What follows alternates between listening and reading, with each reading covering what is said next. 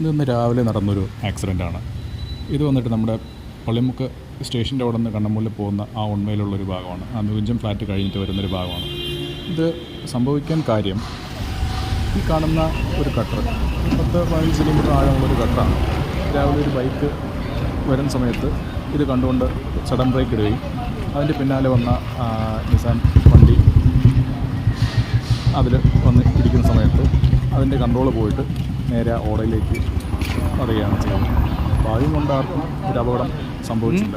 സർക്കാരിൻ്റെ അനാസ്ഥയാണ്. നമ്മൾ നേരത്തെ കാണുന്ന ആ കുഴി ഒന്നുകിൽ കോർപ്പറേഷനോ അതിന് കൺസേൺഡ് ആയിട്ടുള്ള വകുപ്പോ പൊതുമരാമത്ത് വകുപ്പാണെങ്കിലോ അവർ അടച്ചിരുന്നുണ്ടെങ്കിൽ ഈ ഒരു അപകടം സംഭവിക്കില്ലായിരുന്നു. ഇതെല്ലാത്തിൻ്റെയും മേൽനോട്ടം വരുന്നത് സർക്കാർ തന്നെയാണ്. ഇതുപോലുള്ള പ്രത്യേകിച്ച് ഈ മഴക്കാല സമയത്ത് ഇതുപോലുള്ള അറ്റകുറ്റപ്പണികൾ തീർത്തില്ല എങ്കിൽ ഇനിയും നമുക്കിതുപോലുള്ള അപകടങ്ങൾ സംഭവിക്കാം. ഇനി അതുപോലെ ഒരു അപകടം സംഭവിക്കാതിരിക്കട്ടെ. ഭാഗ്യത്തിന് വണ്ടി ഓടിച്ച ആൾക്കും ആ വണ്ടി തട്ടിയ ആൾക്കും ഒന്നും പറ്റിയില്ല. ഈ ബൈക്ക് പോയിട്ട് ഇതിന് മുന്നിലുള്ളൊരു ഒമ്നി വാനിലും ഇടിക്കുന്നുണ്ട്.